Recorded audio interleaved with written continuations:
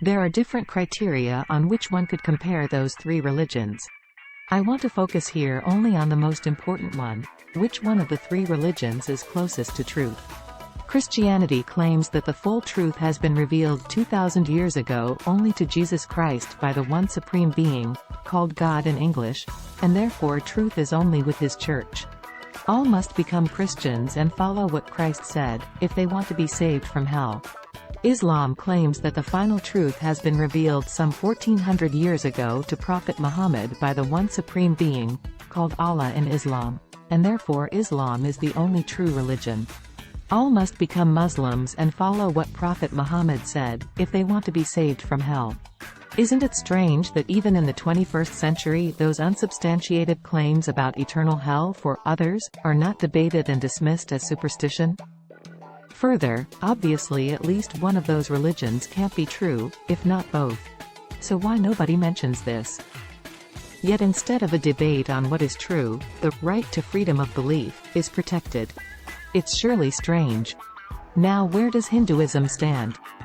It usually is seen as inferior to the two big, established, respected, rich religions.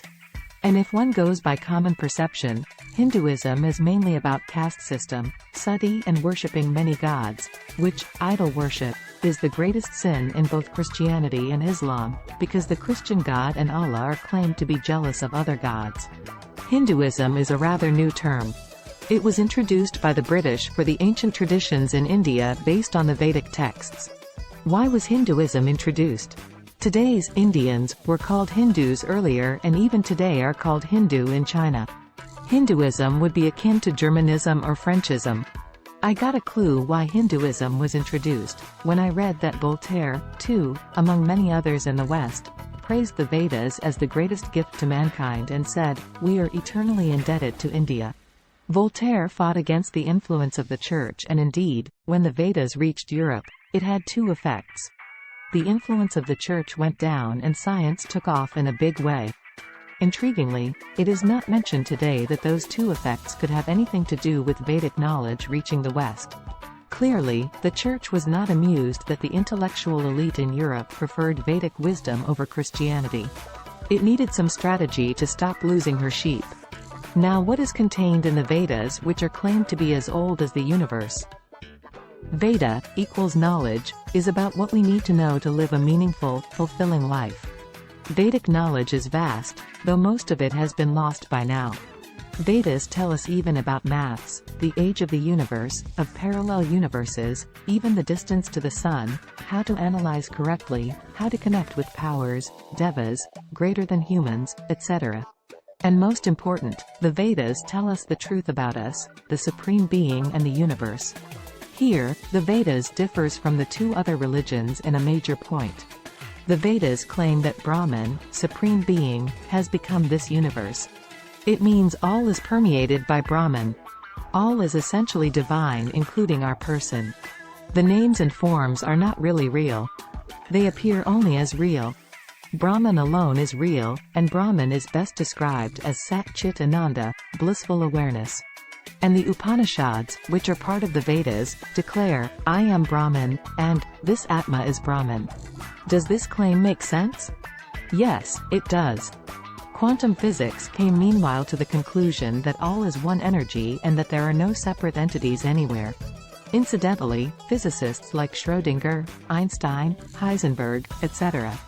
drew inspiration from the Vedas. So far, the Vedas were never proven wrong by science whatever was tested. Moreover, the Vedas claim this oneness can be experienced after purifying our inner perception, and many sages did so. So the claim, that Brahman is the essence in all, is surely closer to the truth than the claim by Christianity and Islam that the Supreme is separate from his creation, including the human being, and will send all those who don't believe in a certain book for eternity to hell. This Vedic claim of divinity in humans gives naturally inner strength to a human being and also kindness, as Brahman is in others, too.